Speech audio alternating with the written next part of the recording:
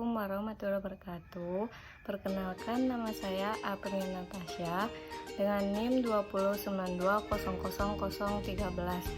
Saya dari kelas 4A, program studi Pendidikan Islam Anak Usia Dini, Universitas Islam Negeri Sultan Taha Saifuddin Jambi, dengan MK Pengembangan Kurikulum, dosen pengampu Bapak Husein SPDI MPDI. Baiklah, di sini saya akan menjawab pertanyaan dari soal UAS. Dengan pertanyaan, jelaskan peran dan tanggung jawab dalam pengembangan kurikulum PAUD. Sebelum kita menjawab pertanyaan tersebut, sebaiknya kita mengetahui terlebih dahulu apa sih yang dimaksud dengan guru, dan apa yang dimaksud dengan pengembangan kurikulum, lalu bagaimana peran guru dalam pengembangan kurikulum. Baiklah,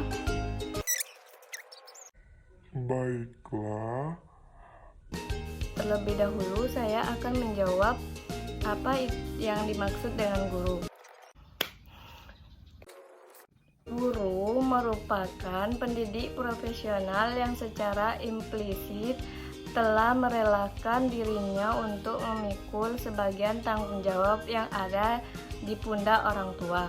Dalam Undang-Undang tentang Guru dan Dosen tahun 2005 dijelaskan pada pasal 1 ayat 1 bahwa guru adalah pendidik profesional dengan tugas utama mendidik, mengajar, membimbing, mengarahkan, melatih, menilai, dan mengevaluasi peserta didik pada jalur pendidikan formal serta pada jenjang pendidikan dasar dan pendidikan menengah termasuk pendidikan anak usia dini. Guru merupakan titik sentral, yaitu sebagai ujung tombak di lapangan dalam pengembangan kurikulum. Guru memegang peranan yang sangat penting baik dalam perencanaan maupun pelaksanaan kurikulum. Dia adalah perencana, pelaksana, dan pengembangan kurikulum bagi kelasnya. Gurulah yang mengelola meramu kembali kurikulum dari pusat atau dari daerah yang disajikan di kelasnya. Karena guru merupakan barisan pengembangan kurikulum yang terdepan, maka guru pula lah yang selalu melakukan evaluasi dan penyempurnaan kurikulum. Guru bukan hanya berperan sebagai guru di dalam kelas, ia juga seorang komunikator, pendorong motivator belajar, pengembangan alat-alat atau media belajar, pencoba, penyusun organisasi, manajer sistem pembelajaran, bimbingan baik di sekolah maupun di masyarakat dalam hubungan dengan pelaksanaan pendidikan seumur hidup atau long life education. Berkat keahlian, keterampilan, kemampuan seninya dalam mengajar, guru mampu menciptakan situasi belajar yang efektif, menggairahkan, penuh kesungguhan dalam mampu mendorong kreativitas anak. Yang kedua, pengembangan kurikulum. Apa sih pengembangan kurikulum?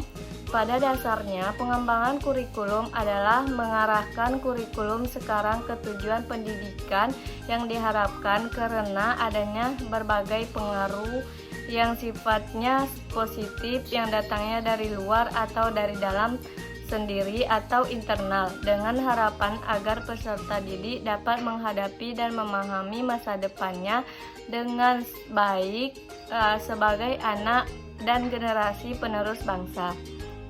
Definisi lain menjelaskan bahwa pengembangan kurikulum adalah proses perencanaan kurikulum agar menghasilkan rencana kurikulum yang luas dan spesifik. Proses ini berhubungan dengan seleksi dan perorganisasian berbagai komponen situasi belajar mengajar.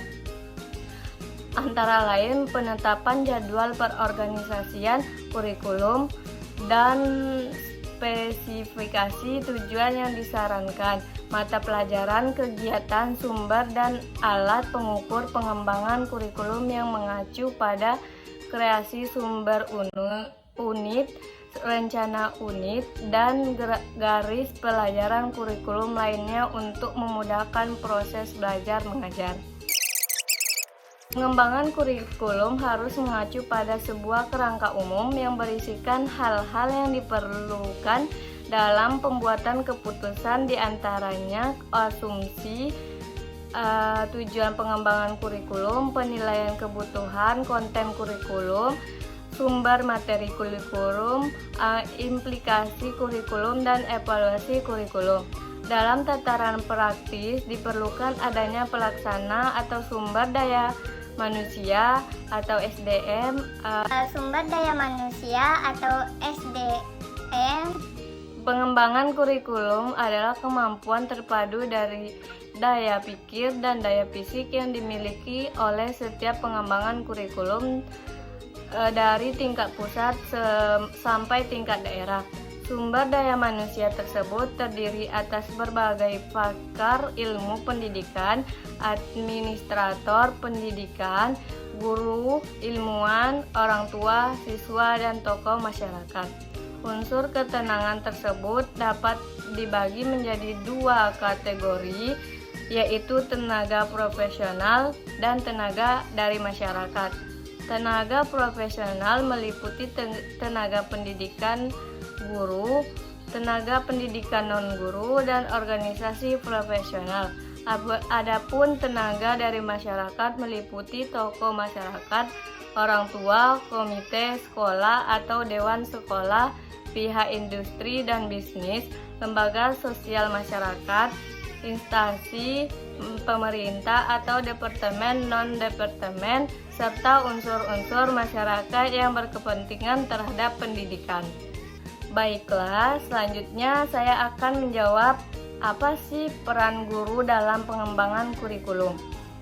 Kurikulum memiliki dua sisi yang sama penting, yaitu kurikulum sebagai dokumen dan kurikulum sebagai implementasi yang dapat bermanfaat bagi setiap orang yang membutuhkan sebagai sebuah dokumen.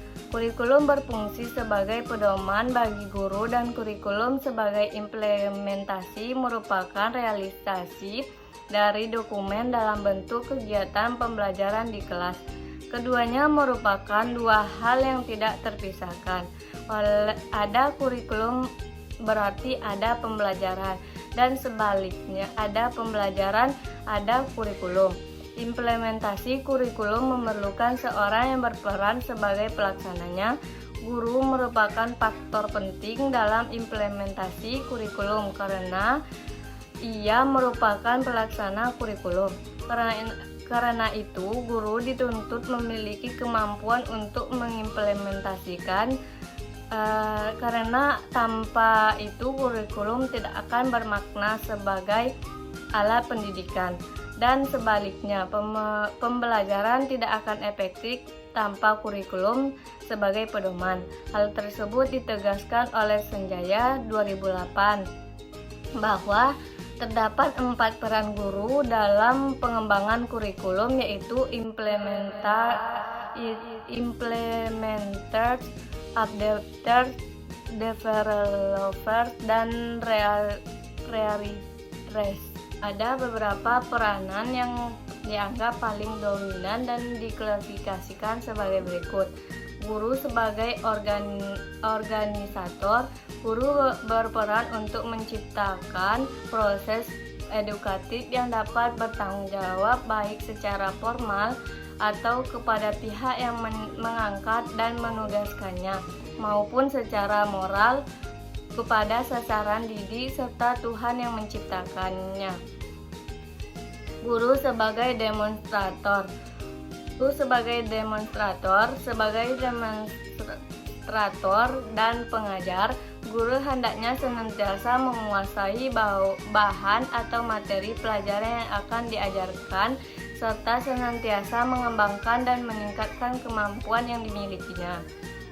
Yang ketiga, guru sebagai pengelola kelas. Guru dalam peranannya sebagai pengelola kelas hendaknya mampu mengelola kelas sebagai lingkungan belajar serta mengorganisasikan lingkungan sekolah. Lingkungan ini diatur dan diawasi agar kegiatan-kegiatan belajar terarah pada tujuan-tujuan pendidikan. Pengawasan terhadap lingkungan belajar itu turut menentukan sejauh mana lingkungan tersebut menjadi lingkungan belajar yang baik. Lingkungan yang baik bersifat menantang dan merangsang peserta didik untuk belajar, memberikan rasa aman dan kepuasan dalam pencapaian tujuan. Yang keempat, guru sebagai fasilitator. Sebagai fasilitator, guru memberikan fasilitas atau kemudahan dalam proses belajar mengajar. Yang kelima, guru sebagai mediator. Sebagai mediator, guru hendaknya memiliki pengetahuan dan pemahaman yang cukup tentang media pendidikan, karena media pendidikan merupakan alat komunikasi untuk lebih mengefektifkan proses belajar mengajar. Media pendidikan merupakan dasar yang sangat diperlukan yang bersifat melengkapi dan merupakan bagian integral demi berhasilnya proses pendidikan dan pengajaran di sekolah. Guru tidak cukup memiliki pengetahuan tentang media pendidikan, tetapi juga harus memiliki keterampilan memilih dan menggunakan serta mengusahakan media itu dengan baik. Yang keenam, guru sebagai motivator.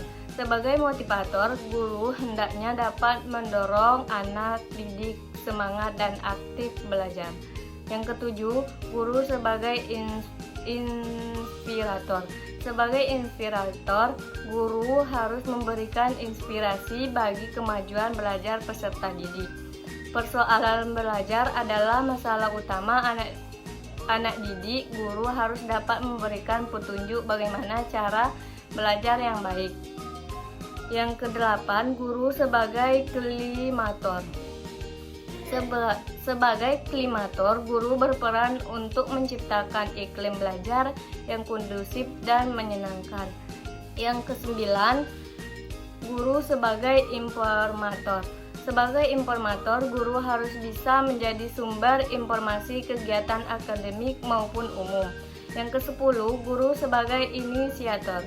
Sebagai inisiator, guru harus dapat menjadi pencetus ide-ide kemajuan dalam pendidikan dan pengajaran. Yang ke-11, guru sebagai kulminator. Sebagai kulminator, guru adalah orang yang mengarahkan proses belajar secara bertahap dari awal hingga akhir atau kulminasi.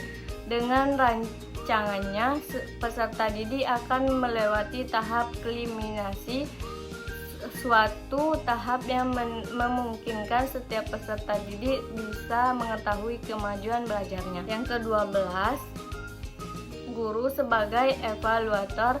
Setiap jenis pendidikan atau bentuk pendidikan pada waktu tertentu selama satu periode pendidikan, guru selalu mengadakan evaluasi atau penilaian terhadap hasil yang telah dicapai baik oleh pihak pendidik maupun oleh pendidik. Demikian pula dalam satu kali proses belajar mengajar, guru hendaknya menjadi seorang evaluator yang baik. Kegiatan ini dimaksudkan untuk mengetahui apakah tujuan yang telah dirumuskan itu tercapai atau belum, dan apakah materi yang diajarkan selalu cukup tepat. Semua pertanyaan tersebut akan dapat dijawab melalui kegiatan evaluasi atau penilaian.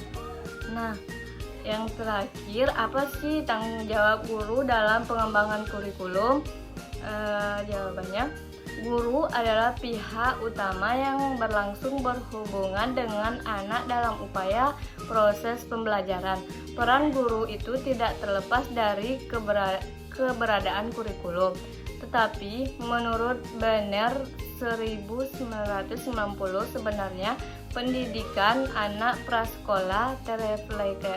refleksi dalam alat-alat perlengkapan dan permainan yang tersedia.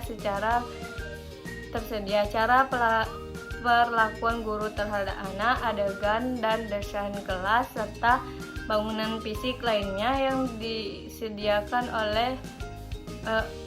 disediakan untuk anak. Baiklah, hanya itu yang dapat saya sampaikan. Lebih dan kurangnya saya minta maaf. Saya akhiri. Wassalamualaikum warahmatullahi wabarakatuh. Jangan lupa like, comment, and subscribe.